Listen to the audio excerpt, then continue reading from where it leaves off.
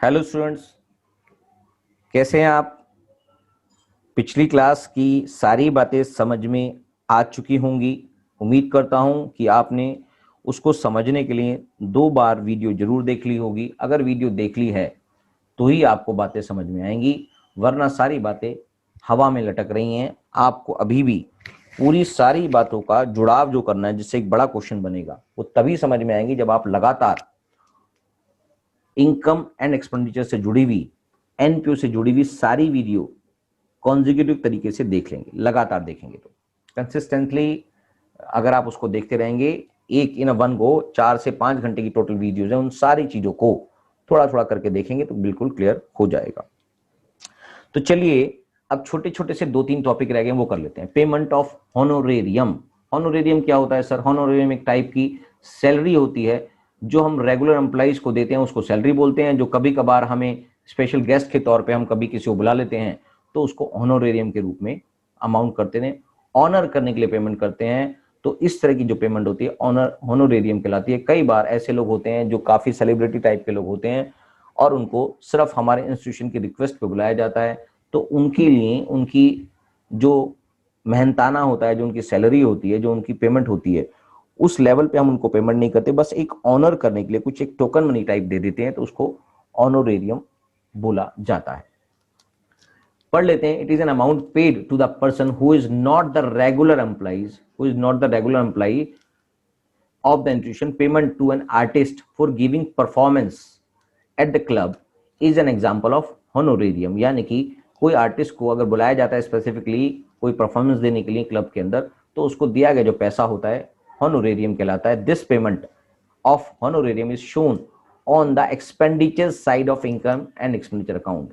तो ऑनोरेरियम का जो एक मेन यहाँ पर ट्रीटमेंट है वो कुछ नहीं करना होता, सिर्फ और सिर्फ इनकम एंड एक्सपेंडिचर अकाउंट में जैसे सैलरी का ट्रीटमेंट होता है, वैसे ही इनकम एंड एक्सपेंडिचर अकाउंट के अंदर टू होनोरेरियम लिखकर इसकी अमाउंट लिख दिया जाता है, जो भी अमाउंट इसका होगा। बस इसकी यही ट्रीटमेंट है। अगली पार्ट की बात करते हैं, अगला कोई टॉपिक देखते हैं, एंडोमेंट फंड। एंडोमेंट फंड नाम से किसी को भी नहीं पता लगता कि ये क्या चीज है। मैं आपको समझा देता हूं कि क्या चीज है, कि क्या होता है ये। एंडोमेंट फंड एक प्रकार की लिगेसी टाइप होती है। यानी कि जैसे कोई लिगेसी होती है, जब कोई आदमी की डेथ हो जाती है तो वो अपना अमाउंट कुछ किसी एनपीओ को गिफ्ट करके या डोनेशन देके चला जाता है। उसमें और इसमें बेसिक डिफरेंस क्या होता है? थोड़ा सा डिफरेंस ये होता है कि जो उसका वो अमाउंट होता है वो लिगेसी के अंदर एनपीओ का हो जाता है, मगर एंडोमेंट फंड के अंदर वो अमाउंट जो होता है उसकी इनकम से जनरेट जो अमाउंट होता है उसको कहीं पे इन्वेस्ट कर दिया जाता है, और उससे जो इनकम जनरेट होती है उस इनकम जनरेट से ही एनपीओ अपना कुछ ना कुछ स्पेसिफिक खर्चा कर सकता है या फिर कोई जनरल खर्चा कर सकता है। तो डिपेंड करता है कि एंडोमेंट फंड के अंदर किस तरह से ट्रीटमेंट करने के लिए बोला गया क्वेश्चन में।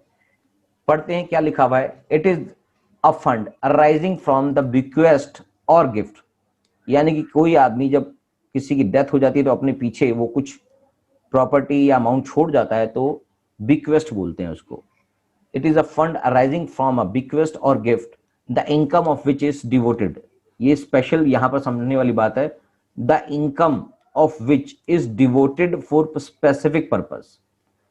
यानी कि अगर कोई व्यक्ति अपने पीछे एक जगह छोड़ जाता है, वो उसको मंदिर को दान कर दी जाती है, और उस मंदिर को दान के रूप में ये बताया, इंस्ट्रक्शन दी जाती हैं कि ये जो मंदिर का के अंदर जो आपको जगह दी गई है, ये आप रेंट पे दे सकते हैं किसी को शादी के लिए या किसी की बर्थडे पार्टी के लिए। उससे जनरेट होने वाली जो इनकम है उसको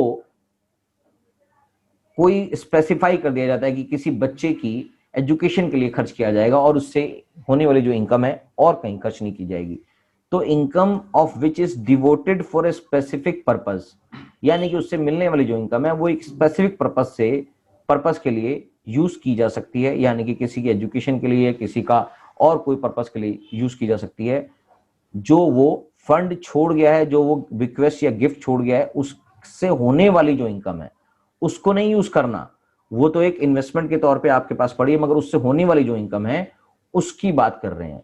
उससे होने वाली जो इनकम है उसको स्पेसिफिक पर्पस के लिए यूज किया जाता है। Hence it is a capital assets, और एंडोमेंट फंड अपने आप में कैपिटल असेट्स कहलाएगा, क्योंकि उससे होने वाली जो इनकम है वो तो हम वहां पर यूज करते हैं, मगर hence it is a capital assets and shown on the liability side of the balance sheet as an item of specific purpose fund, और इसको स्पेसिफिक पर्पस फंड के रूप में ही बैलेंस शीट के अंदर अकाउंटिंग कर दी जाती है।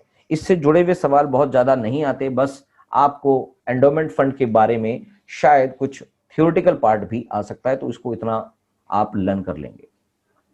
अगला पार्ट देखते हैं गवर्नमेंट ग्रांट्स। गवर्नमेंट ग्रांट्स भी बेसिकली स्पेसिफिक पर्पस के लिए भी हो सकती हैं, या आपके पास गवर्नमेंट ग्रांट्स एक रेगुलर नेचर की एक्टिविटी होती है। किसी भी एनपीओ के लिए उनको कुछ गवर्नमेंट्स की तरफ से रेगुलर एक्टिविटीज के लिए ग्रांट्स मिलती रहती है, तो एक रेगुलर नेचर की हो गई, तो ये इनकम एंड एक्सपेंडिचर अकाउंट के अंदर इनकम का पार्ट हो गया। अगर वो स्पेसिफिक ग्रांट मिलती है, यानी कि अगर गवर्नमेंट कोई बिल्डिंग बनाने के लिए किसी एनपीओ को देती है, तो वो एक कैपिटल असेट्स हो गई, तो उसको वहां पर दिखाया जा सकता है। जैसे एग्जांपल के तौर पे इसको पूरा पढ़ लेते हैं। Government grants, school, college, public hospitals etcetera depends upon government grants for their activities. ये सब एनपीओ जो होते हैं वो गवर्नमेंट के ग्रांट्स पे ही काफी डिपेंड होते हैं, उनके ऊपर चलते हैं। The recurring grants in the form of maintenance grants is treated as revenue receipts. अगर रेगुलर जो ग्रांट्स मिलती रहती है उसको एक रेवेन्यू नेचर का मानते हुए हम करंट ईयर की इनकम के रूप में इनकम एंड एक्सपेंडिचर अकाउंट के अंदर दिखा देते हैं, and shown as an income in the income and expenditure account normal course में। मगर कभी कभी गवर्नमेंट आपको जो ग्रांट्स देती है वो एक कैपिटल नेचर की भी हो सकती है। वो कब हो सकती है? कैश सब्सिडीज फ्रॉम गवर्नमेंट्स और government agencies is treated as revenue receipts. मिल रही है आपको, सब्सिडी मिल रही है या ग्रांट्स मिल रही है, and shown as the income of the income and expenditure account. However, grants such as building grants are treated as capital assets and transferred to the building fund account. तो वो उसको एक स्पेसिफिक फंड के रूप में ही हम treatment करते हैं। मगर गवर्नमेंट के द्वारा दी गई सब्सिडीज, गवर्नमेंट के द्वारा दी गई ग्रांट्स, उन सभी चीजों को आप रेवेन्यू नेचर का मानते हुए इनकम एंड एक्सपेंडिचर अकाउंट के अंदर इनकम साइड में रखते हैं। तो मोर ओवर इस चैप्टर से जुड़ी हुई सारे कंसेप्चुअल बातें खत्म हो चुकी हैं। अब इसके बाद हम एक क्वेश्चन करेंगे, तब जाके एक बड़ा क्वेश्चन करेंगे, तब जाके आपको ये सारी बातें समझ में आएंगी। क्वेश्चन में जितनी भी रेवेन्यू एक्सपेंसेस के आइटम्स हैं जो डे टू डे एक्टिविटीज के लिए काम आती हैं, उनको आप इनकम एंड एक्सपेंडिचर अकाउंट का पार्ट मानेंगे। जैसे एग्जांपल के तौर पे wages, salary, rent, printing and stationery, insurance, advertisement, repairs, depreciation including. ठीक है, डेप्रिसिएशन को भी इंक्लूड करा जाएगा, और इसको इनकम एंड एक्सपेंडिचर अकाउंट के अंदर डेबिट साइड में यानी कि एक्सपेंडिचर साइड में दिखाएंगे। और कैपिटल नेचर की जितनी भी रिसिट्स होंगी जिसके बेनिफिट एनपीओ को एक साल से ज्यादा समय के लिए मिलेंगे, उस तरह की जो कैपिटल एसेट्स होती है उसको आप बैलेंस शीट का पार्ट बनाएंगे, और बैलेंस शीट के अंदर कुछ ना कुछ एडजस्टमेंट करके दिखाएंगे जो आपको सारी डिटेल बता रखी है। जैसे परचेज ऑफ बुक्स की बात कर रहे हैं, पीरियोडिकल्स की बात नहीं कर रहे। फर्नीचर, इन्वेस्टमेंट, बिल्डिंग एक्सेट्रा, ये सारी चीजें बैलेंस शीट के अंदर एसेट साइड में दिखाए जाते हैं। क्या मेरी बात समझ में आ गई? हाँ सर, समझ में आ गई है। तो बस इस तरह की सारी चीजें पूरी आपने समझ ली हैं, किस चीज को कहां पर दिखाना है। सब्सक्रिप्शन का टोटल डिटेल हमने पहले से ही समझ ली थी, तो बस इन सारी चीजों को जोड़ के एक क्वेश्चन कर लेंगे, आपको सारी बातें समझ में आ जाएंगी। तो चलिए, इनकम एक्सपेंडिचर का अकाउंट कंसेप्चुअल पार्ट सारा खत्म हो गया है। अगली क्लास में हम एक क्वेश्चन करेंगे जिससे आपको बहुत सारी चीजें समझ में आएंगी इनसे जुड़ी हुई, क्योंकि सारी बातें अभी आपके दिमाग में पूरी तरह से रुकी नहीं है। जब आप इनको रोकेंगे, आप इनको 2-3 बार देखेंगे, समझेंगे, तब आपके दिमाग में पूरी बात रुकेगी, और एक क्वेश्चन करने के बाद ही सारी बातें समझ में आएंगी। चलिए, तब तक के लिए बाय बाय, टाटा। तब प्रैक्टिस करिए और उसके बाद एक क्वेश्चंस करेंगे इन सारी बातों को समझने के बाद। Thank you.